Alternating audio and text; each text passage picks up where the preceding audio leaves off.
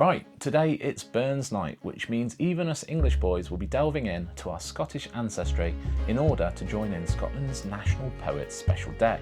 Yes, we may not have the haggis and you're not hearing me sing, but we will be adopting our favourite Scottish pastime, drinking. And in particular, we're going to pit two distilleries against each other that both have deep-rooted history with the bard himself. We might even bring you some facts and cultural insight about the man himself, but don't hold your breath. For now, let's pour a couple of drams and focus on what we do know about Arran and Lochlea. So shall we start with the older of the two? Yep. And geographically not quite accurate to Mr. Robert Burns himself, but they do have some official licensing behind them. Yeah, this is really a head-to-head on who has a legal right and who has more historical right / importance and significance. Yeah. So Arran literally purchased the rights to use the Robert Burns name, portrait, signature within the whisky world. So that was purchased in 1998 from the Robert Burns Federation, and they're now an official patron of that federation. So legally, they're the only ones that can use his branding. Yeah, and this federation is the thing keeping his name alive. It's got 250 odd clubs that put on events for Burns Night and sort of have the signature menu of what Burns Night should look like. Yeah. So if anyone's going to provide a whiskey for it, it's going to be the one with the official stamp. With the official stamp. Now, we haven't got the official stamp here today, but we have got a couple we've of got a Arran couple to of good sample Arrans to whilst look we at. chat away. Yeah. The other distillery, though, the one that certainly to us seems to make more sense as a Robert Burns distillery, is Lochlea, the home of Robert Burns. Literally the home of Robert Burns. Of course, a farmer, foremostly. Yeah. As far as his family goes back as well. And Lochlea might be new, but it is on the land that he would have tended. So yeah, Lochlea's farm is the same farm that he was a tenant farmer on. Yeah. So he lived and worked at Lochlea Farm in 1777. I think the big argument that people have is like, what's the right Burns whiskey? And that comes down to, well, what would he have been drinking? Yeah. Well, none of these. None of that, because it's all None of that. highly processed and modern. Yeah. What he would have drank would not really have been whiskey as we know it today. Certainly wouldn't have been a single malt. It would have been a blend of something, or much more likely, given his kind of social and working class status and the amount of money he didn't have, he'd have been drinking illicit, dangerous. Yeah, whatever they could concoct in Whatever a was tiny made. little copper still. Yeah. Which there is, of course, that argument then that he would have drank Arran whiskey, in the sense that Arran at the time was distilling a lot of illegal whiskey and smuggling it over to the mainland. So it is highly likely that he would have drank whiskey from Arran, but it certainly wouldn't have been Arran whiskey from Locranza. Now, Lochlea do have a fair argument in the fact that they are on the farm and everything they produce is well in that seasonal farming calendar. So this is where they get creative and clever, because they're not allowed to put Burns' name on the label. They're not allowed to use his image, nothing like that. But what they have done is use the farming seasons for their releases of whiskey. So they've done 3 years of doing quarterly releases that are the sowing edition, the ploughing edition, harvest and fallow. And that actually reflects Robert Burns far more than anything else. Well, yeah, because that's how he career would have. That's literally the seasons he lived by. Yeah. Sowing season, ploughing, and a lot of his poetry is about labour and working. Yeah. And being controlled by those seasons. So without putting anything on the labelling, they've actually done a really, really good tribute to Robert Burns. Yeah, the authentic experience in the right place at the right time.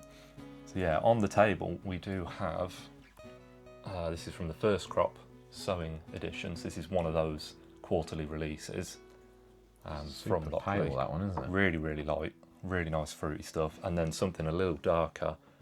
This was the first time they did an age statement. This was a couple of years ago now. So this was their 5-year. But again, typical farm distillery style, natural colour, non-chill filtered, locally grown barley, grain to glass, all of that sort of stuff. So then across the water on Arran, like we kind of hinted at before, we're talking pirates here, aren't we? We're talking illegal distilleries, caves, small dinghies. Some crazy stories of when taxmen weren't, guys in suits in offices, they were on the streets with weapons and corruption, and the whole story of Arran is absolutely insane. And Arran itself is a mini Scotland, so it has it all island. condensed into that small island. Yeah, mountains in the north and flat farmland in the south. It is known as Scotland in miniature. And for Burns themselves, they do two, don't they? Very affordable, light, easy going, but they are the Robert Burns collection. They do, I think, a blended malt and a single malt. We don't have them, but we've got other Arrans. But they've done a very similar style with those releases. They've tried to keep them easy going, accessible, like Robert Burns would have drank sort of thing. But I think it's more of a, if the pressure's on for a Burns night, if you've been told, right, you're coming and you've got to bring the right whiskey, you could just go Arran, Robert Burns edition. Yeah. It says it on the label. You can't go wrong. You can't go wrong, and everybody's going to enjoy it, whether they're into their whiskey or not. Well, that's the thing, isn't it? For us, we're obviously not Scottish. We're not doing Burns night. No. With all the thrills. But internationally as well, it's quite a safe bet to get a nice blend that's got his picture on the label. Yeah. It's if you're only going to drink whiskey once a year, then they've played it pretty safe and provided you a spirit that's gonna be enjoyed by anyone and everyone. Really, exactly. Isn't it? Also, I think the whole Arran and Burns relationship, I think it's just very, very clever business. Because if you look at the timing of it, they'd only been open 3 years, Lochlea Distillery. Yeah. And we're seeing it now with new places like Lochlea, Ardnamurchan, Adgefferin, all these kind of new distilleries. How do you make money and get your name out there in a market that's saturated with history?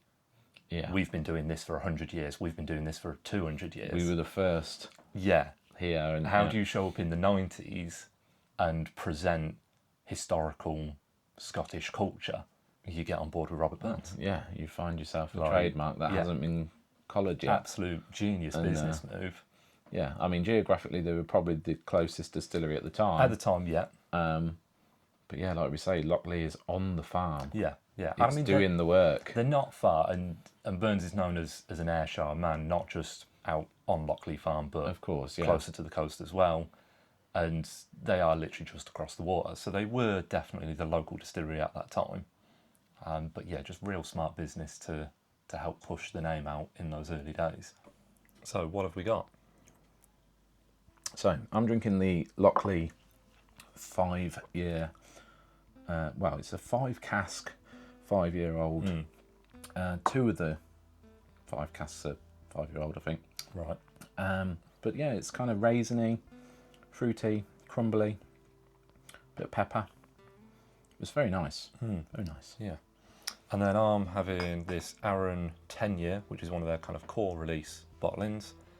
46% sherry cask and bourbon cask. Natural colour, non-chill filtered. Same with your Lochlea. All of these natural. Very nice whiskey. Very light, very fruity. Kind of easy going. Not too much of a kick to it. But which one is the better distillery? Who is the better distillery? I mean, for Lochlea, I do buy into the farm. Yeah. I don't like the fact that you can't go there yet. I've been there. You've been there, yeah, but you can't get in yet. No, I parked in the driveway. But I do also have respect for the fact that it's a working farm, and this is just part of what the farm does, what it produces, and the farm is a farm. So, in that respect, I quite like the whole setup of it. Field to dram.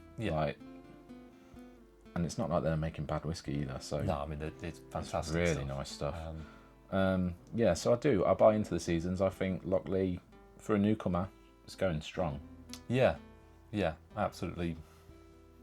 Yeah, 100% agree. The farm thing, right from the style of the bottle, the kind of tyre tracks down it, the seasonal releases, all of that they do absolutely brilliantly.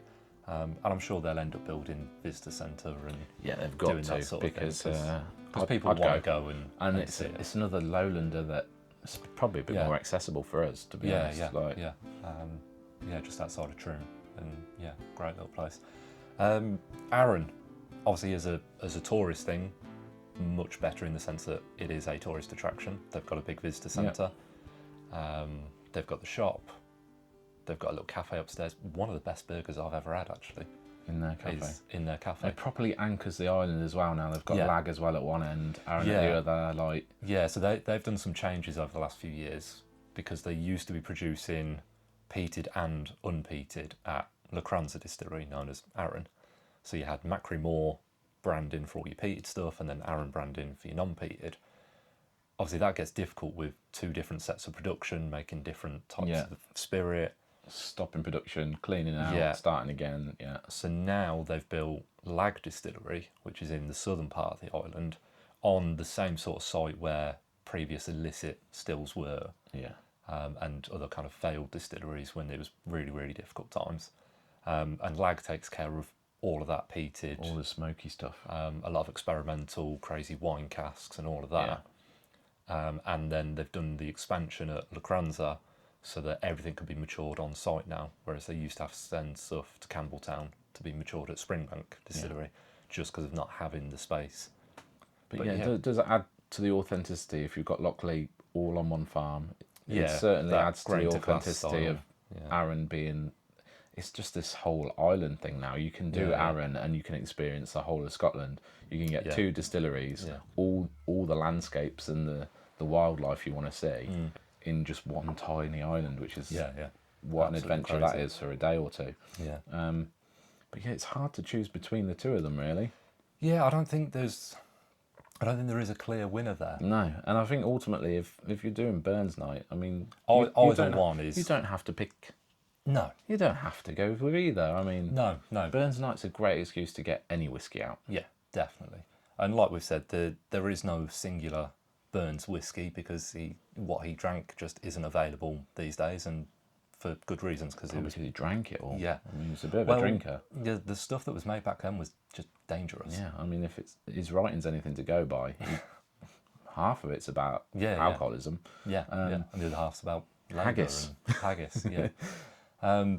But if you do want to make that kind of Burns connection with the bottle you're choosing, either Arran or Lochlea have got brilliant options at the right sort of price point as well. None of these are, I mean, the 5 years a little bit more, but they've got core release Lochlea, Our Barley. It's like 35, maybe 40 quid, and you'll get that in like a Sainsbury's. Yeah, perfect. And then Arran, same sort of thing. You've got your 10 years. Again, I think they're about 35, 40 quid.